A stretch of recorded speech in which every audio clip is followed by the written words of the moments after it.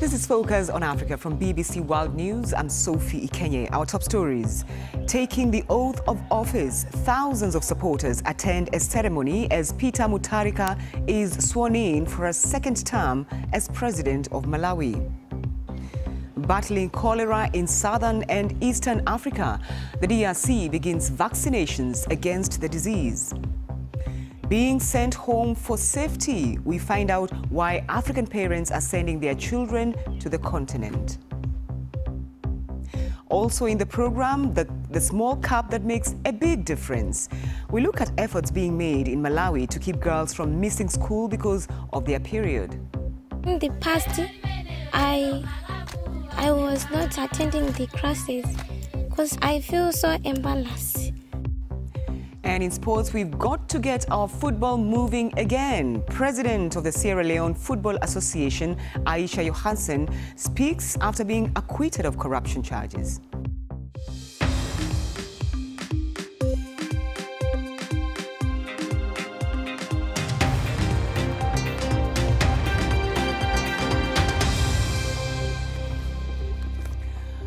Thanks for joining us on Focus on Africa from BBC World News. Malawi's President Peter Mutharika has been sworn in to his second term in office after being re-elected by a slim margin. Malawians hope that the next government will put in place policies to get the economy back on its feet. The BBC's Hudhaifa Aden went to the streets of Blantyre, the country's economic capital, and spoke to voters about their expectations. Frustration over the state of the economy, sky-high unemployment and endemic corruption are giving Malawians sleepless nights. The country, with a population of just over 17 million people whose backbone is agriculture, relies heavily on donor funding, with $1.1 billion of foreign funding to keep it running. The public sector is saturated right now. So there are a lot of people that are jobless, and we need people that can get innovative ideas and put their ideas out there and employ more people. And in the same line, they need to kind of link these people with people that have the money. One of those people with ideas is Beatrice Mavuto, a designer in Lilongwe hoping to build a fashion empire. I feel like a lot of people these days who are running for presidency, they think about themselves. They don't think about the country. They're not putting the country first. They're not putting the people first, especially the young people as well. Because if you walk around, you see there's a lot of people who've got degrees, who've got PhDs, there's no jobs in the country, and yet they're just sitting around. About 80% of the country's population lives in rural areas, and newly re-elected President Peter Mutharika was credited by some for having stabilized the Malawian economy. The youth of Malawi see education as one of the ways of crippling poverty, though some question the quality of the programs at the numerous private universities under construction. With limited places in state-owned campuses, they have no choice. Education I think, is the main factor for the development of the country. If the country is not having an access to the education, that means it won't be developed. And the problem in Malawi is that there is just a few number of people who are having an access to the university, yet there are many students who are qualifying for the university. But because we're having few universities, they select few number of students to pursue their studies. Let's take a quick look now at other stories making headlines across Africa. Wooden passenger boats more than 5 years old are to be banned from a lake in the Democratic Republic of Congo, where people drowned at the weekend. At least 45 people are known to have died when an overcrowded boat sank on Lake Maindombe. About 150 people remain missing. Nigerians are observing a day of mourning today to commemorate the victims of killings across the country. Civil society and human rights groups gathered in the capital, Abuja. The mourners say the government is failing to protect the lives of citizens. Now, a man in South Africa has been charged after a video of him having a racist rant was leaked. The man filmed himself on a beach saying it was heaven on earth as there were no black people there. He has not pleaded. The case will resume on the 13th of June. A huge immunization campaign against cholera has started in the Democratic Republic of Congo. Around 800,000 people are being immunized against the disease in North Kivu, in the east of the country. Thousands of cases have been reported in the DRC this year, with more than 240 deaths. Now, the World Health Organization says nearly half of the countries in Eastern and Southern Africa have had outbreaks this year. Now, this map here shows those that have been affected since January. They include Mozambique and Zimbabwe in the south, and Kenya and Uganda in the east. Well, let's speak to our health reporter, Rhoda Odhiambo, who joins me now from Nairobi. Rhoda, what specifically was going on today in North Kivu? So, since yesterday, the Ministry of Health in the DRC launched mass vaccination campaigns in 7 regions, including Goma and Binza, just to mention a few of the areas where they're planning to roll out the oral cholera vaccine and give to people living in those areas. It had been identified that in these 7 areas is where the disease is affecting most people. Well, we know that in the case of Mozambique, it was triggered, or it came after the deadly outbreak, or rather the deadly cyclone that hit the country. What about in the DRC? What's triggering this spread? Now, cholera is a major public threat, and yes, of course, in the DRC, it was triggered by the cyclone Idai, and in Mozambique rather, but in the DRC, we see some of the factors that make it more vulnerable to people getting cholera include overcrowding, living in settlements that don't have adequate drainage systems, and also not having access to clean water and sanitation. Now, these are some of the reasons that make it more vulnerable for cholera to thrive in this area. Well, we mentioned other countries that have also been affected by cholera. So I'm just wondering whether this rollout is just specifically for these 2 countries, Mozambique and the Democratic Republic of Congo. So before the vaccine is rolled out in countries where the outbreak has been reported, there's a list of how they look at the criteria of what to give in a country or not. So ever since the stockpile was created in 2013, 25 million doses have been administered in 19 countries. Now in Africa, the vaccine has been rolled out in Mozambique, in Somalia, in Nigeria, where a lot of cholera cases have actually been reported. And it's rolled out to actually prevent the outbreak of the disease, if it has not been reported, to control and actually to reduce the number of deaths that are being reported. I wonder whether it's possible to know the rate of success of this vaccine. What do you know? What have you heard? So far, ever since the vaccine was first rolled out in Mozambique, we are yet to see the success of it, but so far the incidences have come down as per what is being recorded by the UN and the WHO, because they first have to give a first dose, which protects the person for 6 months, and then a second dose is given. So once a second dose is given in all these other countries, then we'll be able to see the impact and the success rates that the vaccine has had on these countries. All right, Rhoda Odhiambo there for us in Nairobi. Thank you. Now, in Sudan, the first day of a general strike is underway, but to put pressure on the military to hand over power to a civilian administration, talks between the Transitional Military Council and the opposition alliance have stalled, with both sides disagreeing over the composition of an interim government. Tommy Oladipo reports. The general strike is not just a call to down tools. It's also the opposition's attempt to keep the resistance alive. Staff from Sudan's largest bank joined in. His poster reads, "I am a banker. I will strike until the demands of the revolution are met." At Khartoum's airport and bus terminals, the effects of the strike were also felt as hundreds of passengers were left stranded. It follows a call from the opposition on Monday night. Talks with the military regime over the composition of an interim government have stalled. The military has already agreed to give up many key positions, but not all. It also wants Islamic Sharia law at the heart of legislation.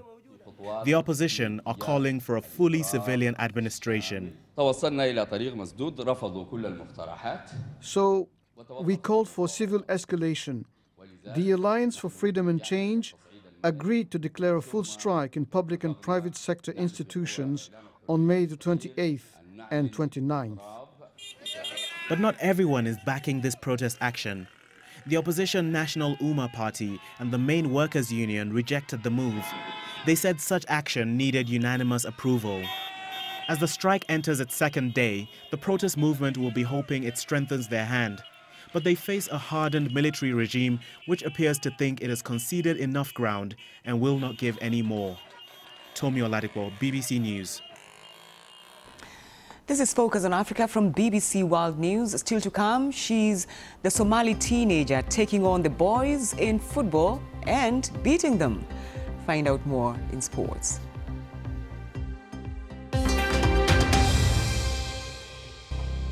I'm Sophie Ikenye and you're watching Focus on Africa from BBC World News. The top story on this program, taking the oath of office, thousands of supporters attend a ceremony as Peter Mutharika is sworn in for a second term as president of Malawi. Now, leaders of the Somali community living in Britain say that an increasing number of parents are choosing to send their children to Somalia or elsewhere in East Africa to avoid the scourge of knife crime in Britain. Now, of the just over 100 people stabbed to death in the UK since the start of the year, 8 are young Somalis. Well, the BBC's Sean Clare has the story. For those risking their lives to seek asylum here, Britain is a place of refuge. But for one community, the streets in the UK have become so dangerous their young people are making the opposite journey. British Somali parents are sending their children who were born and raised here, in their words, home. There are mothers now sending their teenagers back home, saying it's much safer to live in London. The UK's knife crime epidemic has reached such a level that British teenagers are swapping the streets of the UK for East Africa. One of them, Yusuf, whose name we've changed, moved to Kenya from London when a friend was killed. In those few years that I was doing my A-levels, it was tough. Why was it tough? Just seeing people being dropped every other day, being stabbed. It's not the place to be for a teenager, I would say. Yusuf was talking there to Jamal Hassan, a British Somali who grew up in West London. Jamal turned his own life around after coming to Kenya as a teenager. Jamal is now establishing himself as a mentor and is here in Nairobi speaking to some of those who fled violence and crime in the UK. When I came here, it was a clean sheet. No one knew me. No one knows my history. Your parents, do they feel that you're safer here? Yeah, 100%. My mum feels I'm much safer here than anywhere else in the world. Prominent members of the Somali community say hundreds of teenagers are making a similar journey because of knife crime to East Africa, to Kenya, Somalia, Somaliland. Does the parent wait for her child to be killed? Or does the parent take a decision, quite a drastic decision, to take him all the way back to wherever that child is from originally? Despite British Somalis making up less than 1% of the UK population, according to one estimate, 8% of those stabbed to death in the UK this year were of Somali heritage. Parents don't know how to deal with this. This is not something they've encountered before. This is a British problem, and it's a problem that we've fallen into. So there was an example of a young boy who lived in West London who had asked to be taken back home. And she said the day they booked his plane ticket was the day that he was killed. It's not the answer, but these are desperate parents. They want their children to live. It's a life and death situation, literally. It's survival. Well, Abdi Muse works with young people, particularly those from Somali backgrounds, and tries to guide them away from violent crime. Thanks for taking time to talk to us and Focus on Africa. We've heard there, the parents there do sound worried. So is sending the children away the solution here? Thank you for having me here. Well, I think it is a growing problem, and is a huge problem specifically for Somali community. And some of the families might find the better option of taking their children to Somalia and other places, but not all of them can actually afford to do that. And we have to look at the root causes of all these things before we actually jump into conclusion as to taking children to East Africa will help them. We can help them here, provided we all come together and devise a program for them. I'll give you a specific example which might actually support my argument, saying that not if it works for some families to take their children back, there are clearly some families that doesn't work for them. For example, and I'll give you an example. I was having a session of knife crime parents in London, West London, and Somali mother actually broke down in front of me, saying that I have got a daughter and a son, 17, and he's been almost possessed by gangs. He came to me and he told me, "Mom, I love you. Do you know what they told me?" And she said, "They who?" And I said, "The group I'm associating with." "What did they tell you?" "We know you live in a council house. We know you cannot relocate yourself resource-wise. Even if your mom takes you to Somalia, we will hurt your sister and your mom." And that shows you, because this woman is poor, disadvantaged. She cannot hide herself in different parts of UK. These gangs even know the social situation of these families.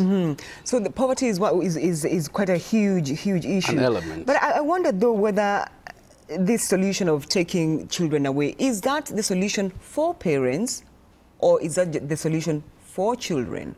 What are they thinking about when they do this, really? Well, it's a gamble. I think it's a gamble. And where you take into, maybe some families it works for them. Some families, maybe the young people they've been sending back home actually transformed themselves. Some of them devastated. Some of them are coming back here. So I think the knife crime solution is a collective response to cross-government, community, faith groups, parents, and everybody else. People saying police has to do something.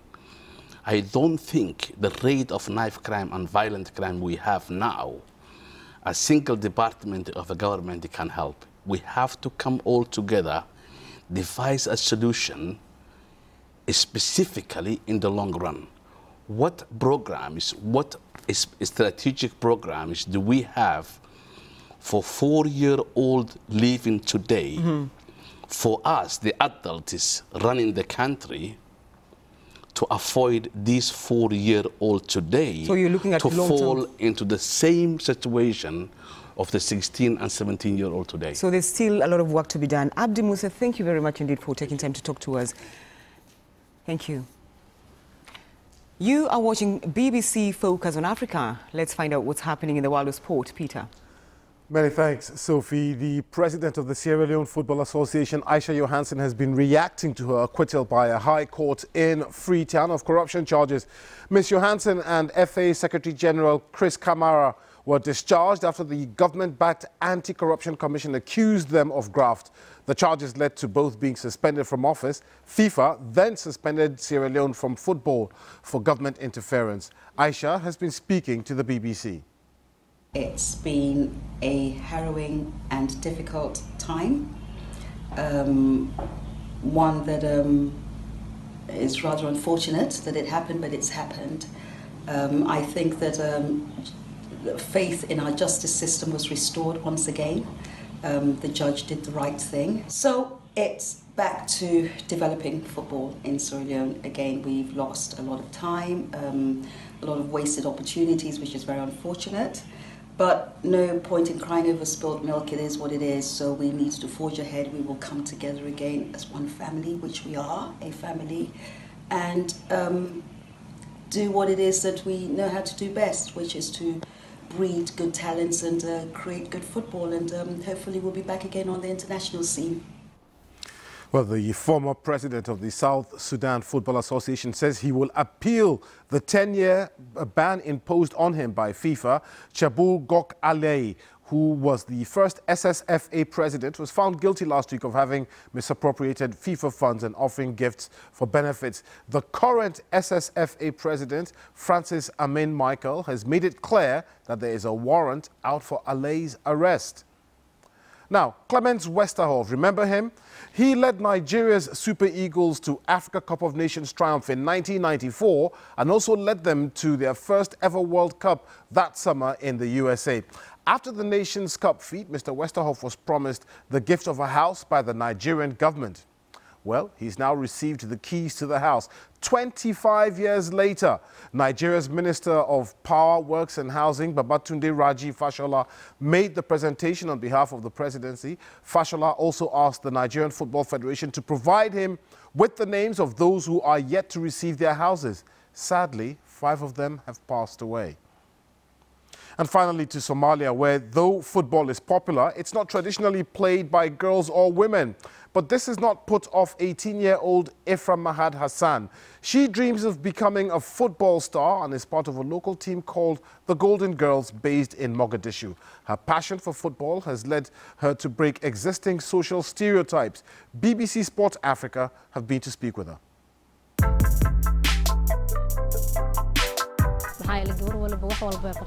I have never thought to quit playing football just because I am a girl, and I believe I am better than most boys. Girls can do anything we want. Culturally, Somali people believe that it's not good for girls to play football.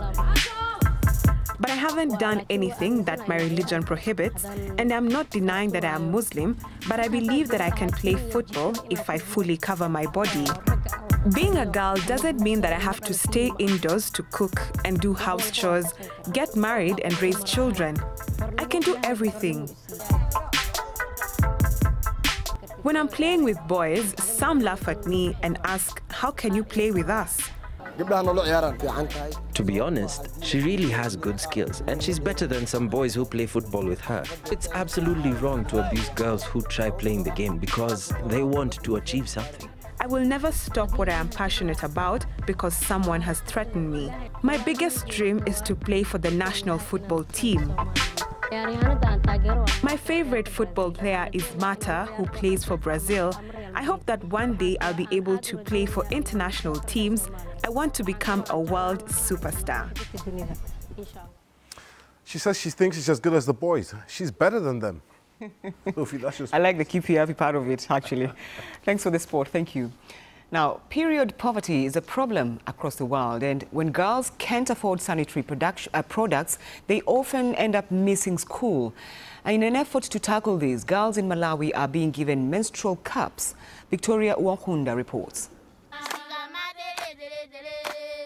When there's money, I use sanitary pads, and where there is no money, I use old clothes. During my menstruation, I used to wear 2 underwears. I use cotton wool. In the past, I was not attending the classes because I feel so embarrassed. When it comes to menstruation, a girl would miss 5 to 7 days, and that is every month. And for her to catch up, very, very difficult. These girls are saying goodbye to this and hello to the menstrual cup. It lasts 10 years and saves hundreds of dollars and leaves no waste. Do we know the menstrual cups? Do you want to know them? Yes. Okay. So when you insert the menstrual cup, you insert it through the vagina because this is... Lucy Nkoma teaches women and girls in Malawi how to use the cups. It's supposed to be taken out by holding the rings, pinch it and do like that. At first, I had some fear because the cup was looking like it is too big. When I started using it, I was feeling some little pain, and I removed it. And the second time, I was like, I have done it for a long time, The cups are sterilized in boiling water for 3 to 5 minutes. Those who use them, they say the cups help to eliminate leaks and bad odor. The good of this cup is that I feel free when I want to do everything, and I attend the classes. Well, don't forget you can get in touch with me and some of the team on Twitter. I'm @Sikenya. But for now, thanks for your company.